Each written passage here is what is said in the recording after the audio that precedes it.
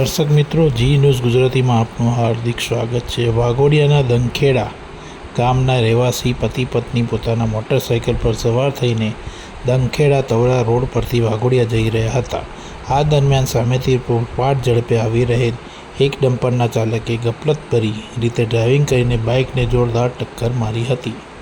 ટક્કર એટલી ભયાનક હતી કે દંપતી ડમ્પરના ટોટિંગ વ્હીલ નીચે કચડાઈ ગયું હતું। દંપતી બાઇક સાથે ડમ્પરના વ્હીલ નીચે કચડાઈ ગયું હતું, જેથી બંનેના ઘટના સ્થળે જ મોત નીપજ્યા હતા।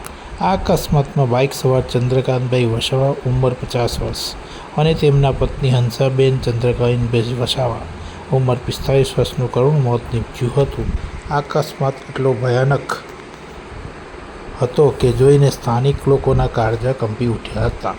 ઘટનાને પગલે આસપાસના લોકો દોડી આવ્યા હતા। પોલીસ આવે ત્યાં સુધી ડમ્પર ચાલક ફરાર થઈ ગયા હતા। પોલીસે ડમ્પર ચાલક વિરુદ્ધ આગળની કાયદેસરની કાર્યવાહી તપાસ હાથ ધરી છે।